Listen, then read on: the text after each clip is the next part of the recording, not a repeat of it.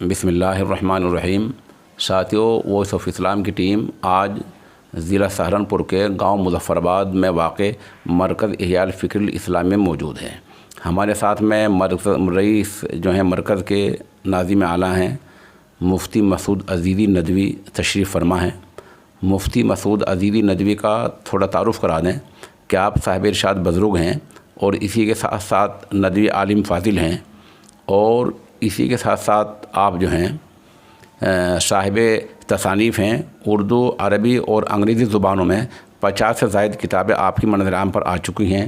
آپ باقاعدہ ماہنامہ نکالتے ہیں، اور آپ نے اپنے یہاں مرکز میں جہاں ابتدائی بچوں کے لیے بہت ساری چیزیں رکھی ہیں ان کی ترقی کے لیے، اسی طرح علماء کے لیے، حفاظ اکرام کے لیے کچھ ایسا نصاب رکھا ہے جس میں وہ جہاں دینی تعلیم حاصل کر سکیں وہاں جدید علوم بھی حاصل کر سکیں۔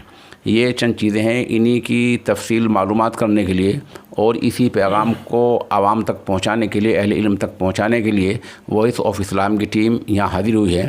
مفتی مسعود عزیزی ندوی سے ہمارا پہلا سوال یہ ہے کہ آپ نے حفاظ کرام کے لیے جو یہاں نصاب تیار کیا ہے اس کی نوعیت کیا ہے؟ حفاظ کرام کیا بنیں گے؟ کیا چیز وہ سیکھیں گے؟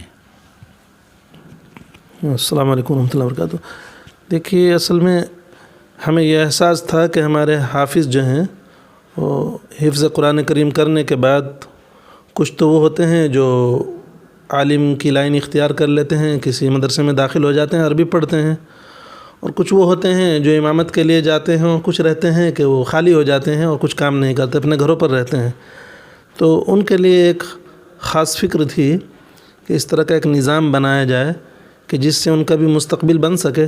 تو اس سلسلے میں ہم نے دوستوں سے تحقیقات کی تو ہمیں معلوم ہوا کہ اس طرح کا ایک کورس شروع کیا جا سکتا ہے جس میں یہ ہمارے حفاظ ہیں، ان کو ہم 4 سال کے اندر 12ویں کلاس تک کی تعلیم دے سکتے ہیں، اور یہ 4 سال میں 12ویں کلاس تک کی جب ان کی تعلیم ہو جائے گی تو ان کے ہاتھ میں ایک بہت بڑا ہتھیار آ جائے گا اور ایک آپشن آ جائے گا جس سے یہ کسی بھی یونیورسٹی میں BA کر سکتے ہیں، MA کر سکتے ہیں، اور انجینئرنگ کی ڈگری حاصل کر سکتے ہیں، پروفیسر بن سکتے ہیں، کچھ بھی کر سکتے ہیں، جو بھی یونیورسٹی کے نصاب کے مطابق جو کورس ہوتے ہیں وہ سب کر سکتے ہیں، اور ان کا ایک مستقبل، اچھا مستقبل ہو سکتا ہے۔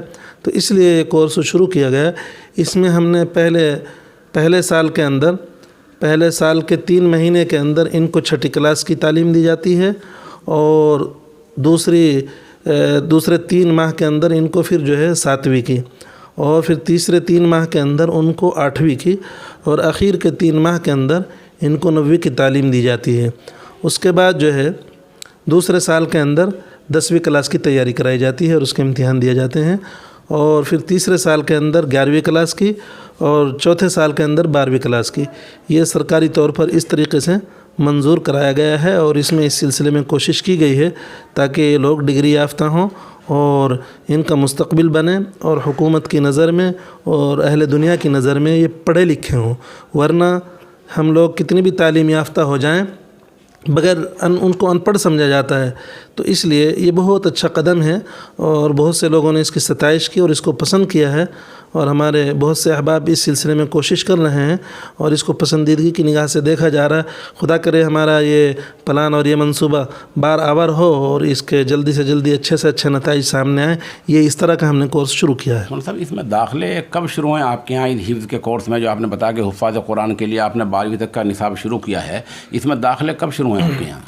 دیکھیے، داخلے کے لیے ہم نے اعلان لگایا ہے کہ 1 اپریل سے ہم اس سلسلے میں داخلے شروع کریں، تو ابھی داخلے چل رہے ہیں، تو انشاءاللہ امید ہے کہ یہ سلسلہ جاری رہے گا، اور عید کے بعد ہم باقاعدہ اس سلسلے میں پڑھائی شروع کر دیں گے۔ دیکھیے، جیسے مولانا صاحب نے بتلایا کہ حفاظ کرام کے لیے ایک بہترین کوشش ہے، اور اس کے مثبت اثرات معلوم محسوس ہو رہے ہیں، اور داخلے ان کے یہاں شروع ہیں۔ دوسرا سوال مولانا صاحب یہ ہے کہ جو علماء کرام ہیں، فضلاء ہیں، دارالعلوم دیوبند سے ہیں، مظاہر علوم سے ہیں، مفتاح العلوم جلال آباد سے ہیں، اور کسی ادارے سے ہیں، ان کے لیے انگریزی کے لیے ڈپلومے کے لیے کچھ کیا ہے آپ نے؟ اس کے لیے کیا کیا ہے؟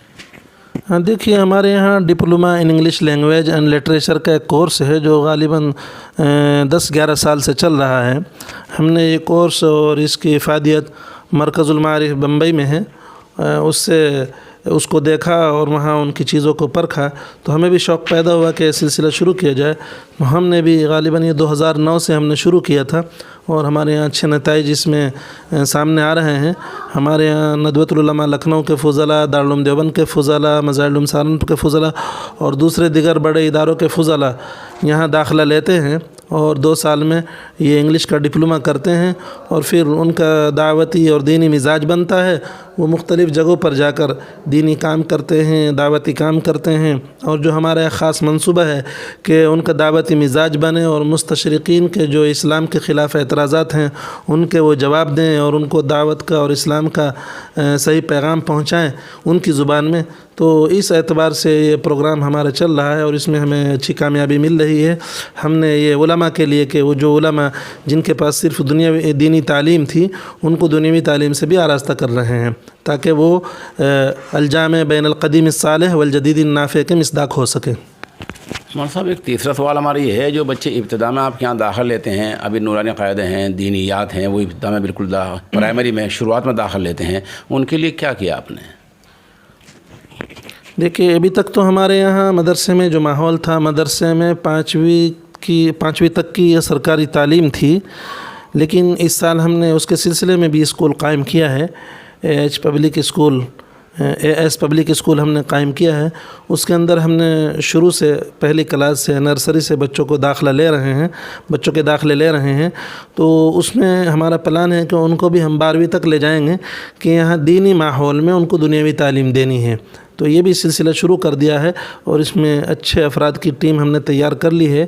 اس میں بھی داخلے ہو رہے ہیں. یہ بھی باقاعدہ منظم طریقے پر انشاءاللہ عید کے بعد شروع ہو جائے گا.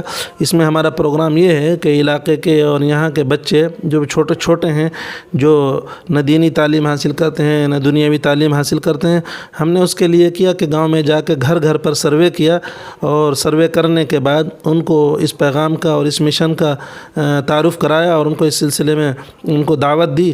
تو ماشاءاللہ اس سلسلے میں کافی بچوں کے وارثین، ان کے گارجن نے ہماری اس آواز کو سنا اور انہوں نے اپنے بچوں کو یہاں داخلہ کرایا اور وہ اس سلسلے میں کوشش کر رہے ہیں. امید ہے کہ یہ سلسلہ بھی انشاءاللہ اچھا نکلے گا اور ہمارے جو بچے ہیں وہ دنیاوی تعلیم کو دینی ماحول میں رہ کر حاصل کریں گے اور انشاءاللہ ان کو بھی 12ویں تک پہنچائیں گے.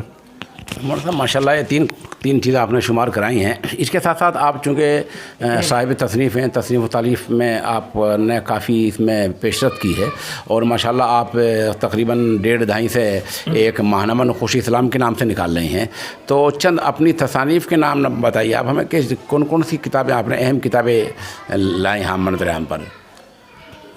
دیکھیے تصنیف و تالیف کا مشغلہ تو میرا طالب علمی کے زمانے سے تھا. میں نے طالب علمی کے زمانے میں 15 کتابیں لکھ دی تھی اور ان 15 کتابوں میں 8 کتابوں پر مفکر اسلام حضرت مولانا سید ابو الحسن علی ندوی نور اللہ مرقدہ نے مقدمے لکھے، یعنی 3 کتابوں پر عربی میں اور 5 کتابوں پر اردو میں. اور اس کے بعد یہ سلسلہ جاری رہا.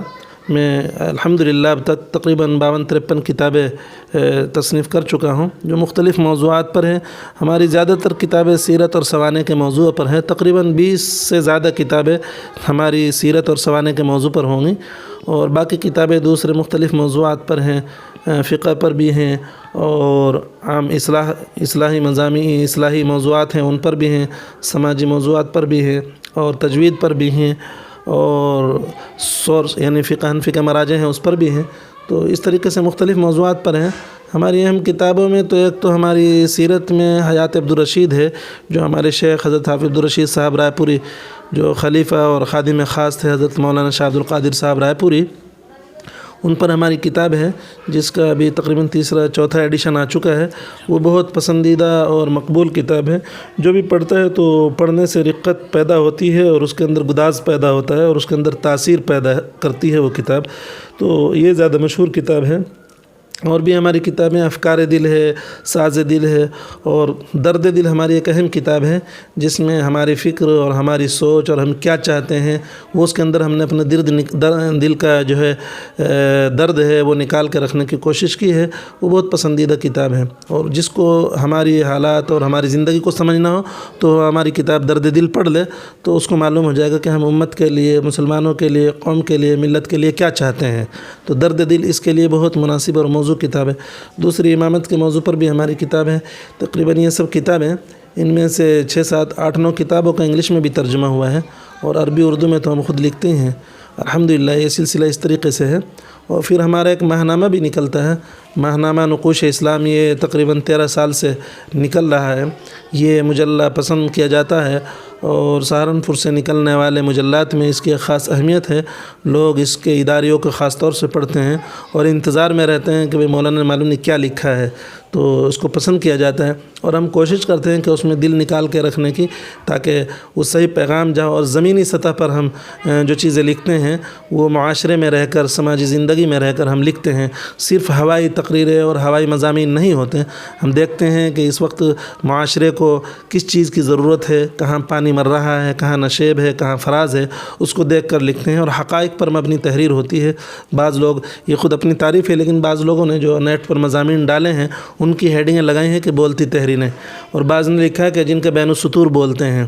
اس طرح کی ہماری ایک کتاب مدارس اسلامیہ کا نظام ہے، جس کے مضامین کو لوگوں نے پڑھا اور اس کو نیٹ پر بھی ڈالا اور اس پر نئی نئی ہیڈنگیں لگائیں. خود میں بھی دیکھ کے حیران رہ گیا کہ واقعی کیسے کیسے انداز سے لوگ پڑھتے ہیں اور سوچتے ہیں.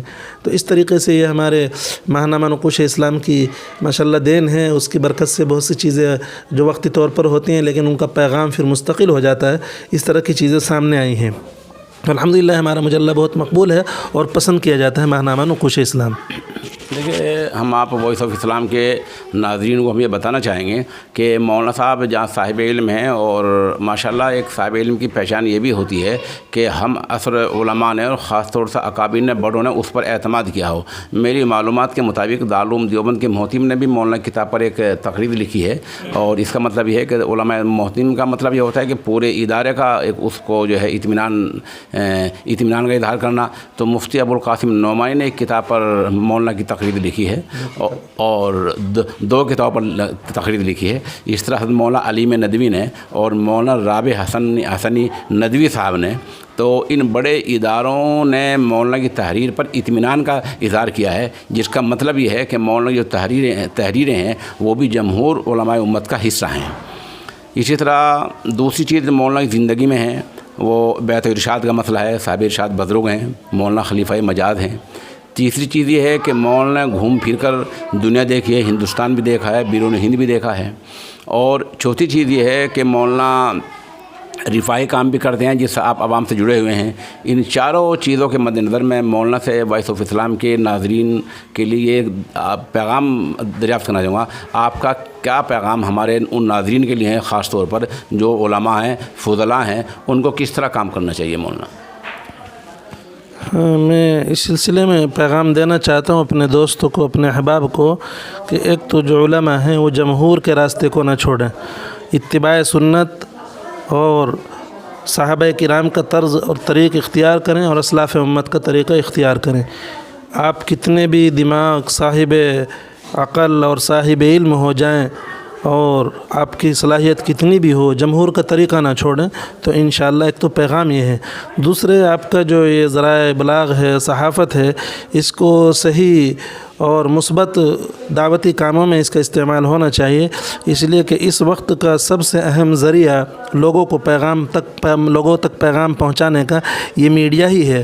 اگر اس کو مثبت انداز میں اور صحیح کاموں میں استعمال کیا جائے تو اس کا انشاءاللہ، اور اس کا نام بھی چونکہ آپ نے وائس آف اسلام رکھا ہے، اسلام کی آواز، تو اسلام ایک معتدل اور ایک ایسا دین ہے، ایسا مذہب ہے جس کے اندر قیادت کی اور سیادت کی ہر جگہ صلاحیت ہے، ہر زمانے میں اور ہر جگہ. تو یہ کہیں بھی قاصر نہیں ہو سکتا. تو اس لیے اس کا پیغام اسی انداز میں پیش کیا جائے کہ دنیا کے ہر گوشے میں، ہر کونے میں اعتدال کے ساتھ اس کا پیغام جائے، اور اس کی سیادت اور قیادت کا لوگوں کے سامنے اظہار ہو، اس کی افادیت کا، اس کے محاسن کا اظہار ہو، تاکہ پوری امت اور پوری دنیا اس کو سمجھے، اس کے پیغام کو سمجھے. تو ایک اچھا ذریعہ ہے کہ اس سے بہت سا دعوتی کام کیا جا سکتا ہے اور بہت سے مثبت کام کیا جا سکتا ہے. چونکہ اس وقت لوگوں کے پاس پڑھنے سے زیادہ دماغ اور ذہن میڈیا کی طرف چلتا ہے، موبائل کے ذریعے سے، واٹس ایپ کے ذریعے سے، نیٹ کے ذریعے سے. تو یہ پیغام پہنچانا آسان ہے. تو یہ آپ کے لیے پیغام ہے کہ اس طریقے سے کیا جائے، اور قارئین بھی اچھی اچھی چیزیں تلاش کر کے، میڈیا آپ کے سامنے ہے تو اس میں خرافات میں نہ لگتے ہوئے، بلکہ جو اچھی چیزیں ہیں، مثبت تقریریں ہیں، مثبت بیانات ہیں، مثبت تحریریں ہیں، علماء حق کی چیزیں ہیں، ان کو پڑھیں۔ باقی اس میں فلمیں، فحش تصاویر، گندی چیزیں ان کو نہ دیکھیں۔ میڈیا اگر آپ کے ہاتھ میں ہے، آپ کی جیب میں ہے، تو اس کا استعمال بھی صحیح ہونا چاہیے۔ بس میں یہ مختصر پیغام آپ کو دیتا ہوں۔ اللہ تبارک و تعالی ہم سب کو صراط مستقیم پر گامزن فرمائے۔ مولانا صاحب، ہم وائس آف اسلام آپ کا شکر گزار ہے کہ آپ نے ہمیں یہ مختصر وقت دیا ہے۔ وما علینا الا البلاغ۔